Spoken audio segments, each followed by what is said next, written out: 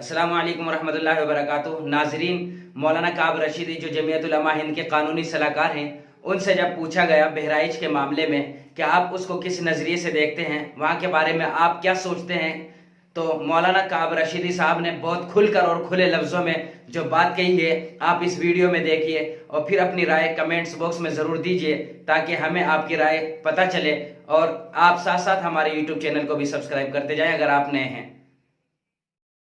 और त्रिपुरा सरकारों की तरफ से जो गैर मान्यता प्राप्त मदरसों को नोटिस दिए जा रहे थे, उसके खिलाफ जमीयत उलमा हिंद सुप्रीम कोर्ट पहुंचा था और सुप्रीम कोर्ट ने जमीयत उलमा हिंद की याचिका पर दोनों सरकारों के जो आदेश थे उसको स्टे कर दिया है। हमारे साथ इस पर बात करने के लिए जमीयत उलमा हिंद के कानूनी सलाहकार मौलाना काब रशीदी साहब हैं। सर, ये बताइए, सुप्रीम कोर्ट ने जो स्टे किया है, ये क्या पूरा मामला था और किस तरह से आपको कामयाबी मिली है?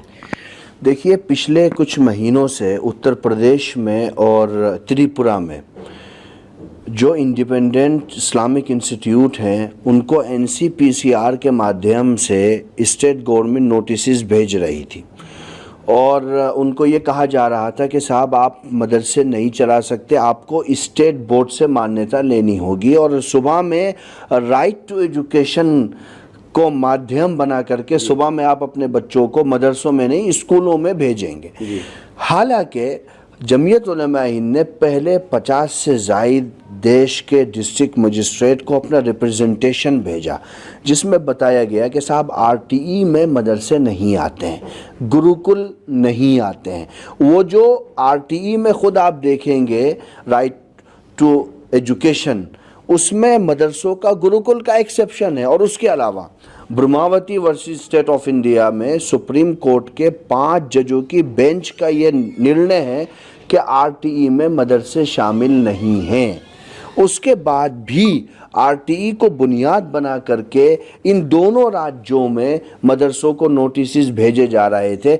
जब हमारे रिप्रेजेंटेशन का कोई जवाब नहीं मिला तो फिर जमीयत उलमा हिंद ने सुप्रीम कोर्ट में इसको चैलेंज किया था और कल डीवाई चंद्रचूड़ जी की, सीजीआई जी की कोर्ट ने इन तमाम आदेशों पर स्टे कर दिया है। और हमारी जमीयत उलमा हिंद के लॉयर ने, एडवोकेट ने जब ये कहा कि सर, अभी 2 राज्यों तक सीमित मत करिए, पूरे देश के संबंध में या आप अपना ऑर्डर दीजिए, तो उन्होंने पूरे देश में इस प्रकार के नोटिस को तत्काल प्रभाव से रोकने का आदेश दे दिया है, जिसकी वजह से असंवैधानिक रास्ते पर जो सरकारें चल रही थी उसको लेकर के जमीयत उलमा हिंद ने बहुत बड़ी जीत हासिल की है सुप्रीम कोर्ट के अंदर। और चूँकि अभी तो स्टे हुआ है, हम आगे लड़ेंगे और हमें उम्मीद है कि इंसाफ की इसमें विजय होगी। दीनी मदरसों को जो किसी भी बोर्ड से या सरकार से मान्यता नहीं लेते हैं, धार्मिक शिक्षा देते हैं, उनकी ये एक बड़ी जीत आप बता रहे हैं। तो क्या लगता है कि आगे चल कर के कोई इस तरह की और परेशानी है जो लोकल गवर्नमेंट है या प्रशासन है, उसकी वजह से आप मदरसों को नहीं देखनी पड़ेंगी? हम उम्मीद तो यही करते हैं, क्योंकि हमने पूरे रिप्रेजेंटेशन में संविधान में दिए हुए मौलिक अधिकारों का जिक्र किया था।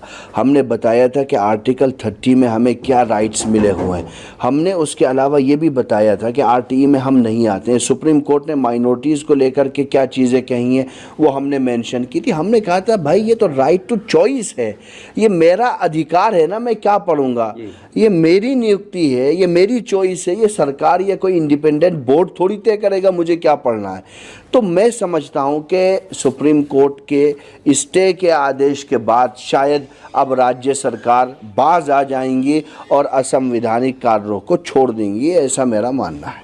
अच्छा, बहराइच में जो हिंसा हुई थी और जो एक युवक की मौत हुई थी, उसके बाद जो घटना हुई, बीजेपी के जो वहाँ के स्थानीय विधायक हैं, उन्होंने बीजेपी के ही कार्यकर्ताओं पर और नगर अध्यक्ष पर युवा मोर्चे के मुकदमा लिखवाया है कि ये जानलेवा हमला उन्होंने किया था उस दिन घटना के दौरान।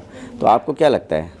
देखिए, ये तो बहुत ही दुर्भाग्यपूर्ण है और मैं समझता हूँ कि सरकार को इस पर बहुत गंभीरता के साथ विवेचना करनी चाहिए कि कहीं ऐसा तो नहीं है कि कुछ दिन पहले जो मास लेवल पर घटना हुई थी, कहीं ये उपद्रवी उस घटना में तो शरीक नहीं थे जिसकी जब लेकर के इन पर विधायक ने, सिटिंग विधायक ने एफआईआर घटना उन्होंने बताई है जब उसकी मौत हो गई थी तो शव को मोर्चरी पे ले जा रहा था। तब मैं वही कह रहा हूँ, विवेचना करनी चाहिए कि उस मृत्यु से पहले की जो घटनाएं हैं कहीं उनमें भी तो ये लोग शरीक नहीं थे?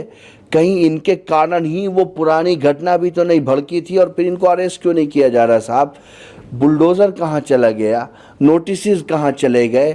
पूरा सरकारी तंत्र मंत्र कहाँ चला गया? और आप उसको पढ़िएगा, जो FIR हुई है उसमें माननीय विधायक महोदय लिखते हैं कि मेरी हत्या का प्रयास कर रहे थे ये। इन्होंने मेरी कार पर, हालांकि वहाँ डिस्ट्रिक्ट मजिस्ट्रेट भी थे, CMO भी थे, खुद सिटिंग विधायक थे, उनके दाएं बाएं रहने वाले लोग थे, उसके बाद उन पर पथराव किया गया, नारे लगाए गए, माहौल बिगाड़ा गया। तो कहीं ऐसा तो नहीं है कि मूल घटना में भी यही लोग शरीक थे जिन पर विधायक महोदय ने FIR कराई है, जिनको चिन्हित किया है कि ये उपद्रवी हैं और ये हमें हमारी मृत्यु करने के लिए, हमारे परिवार के लोगों की मृत्यु करने की पार्टी के हैं, पथराव कर रहे थे? ये तो सरकार को तय करना चाहिए। देखिए, मैं यही कहूँगा, अपराधी अपराधी होता है। आप एक्शन एक स्पीड से लीजिए, चाहे वो राइट के लोग हों या लेफ्ट के हों।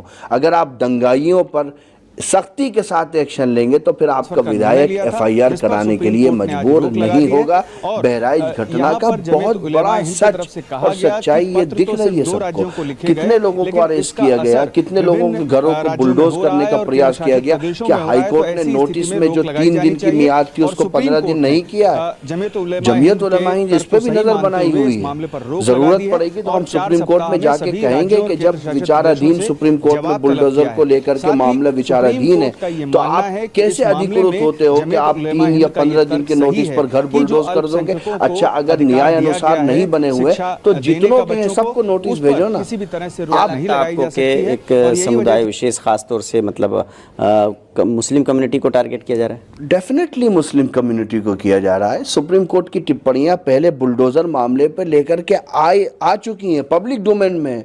उसके बाद भी अगर ये सब किया जाता है तो इससे बड़ा दुर्भाग्य क्या होगा? हम सुप्रीम कोर्ट में भी इसको देखेंगे अगर चीज़ें काबू में नहीं आती हैं। बहराइच घटना को जमीयत उलमा हिंद मॉनिटर कर रही है, स्टेट लीडरशिप भी कर रही है, सेंट्रल लीडरशिप भी कर रही है। जैसी ज़रूरत होगी वैसी कार्रवाई की जाएगी।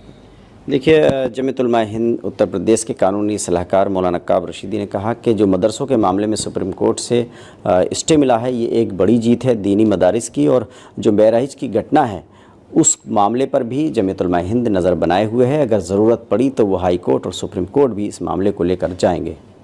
वैदुर रहमान, अगर आप हमारे यूट्यूब चैनल पर नए हैं तो आप हमारे यूट्यूब चैनल को बराए मेहरबानी सब्सक्राइब कीजिए ताकि हमारी नई आने वाली वीडियो आपको आसानी के साथ मिल सके।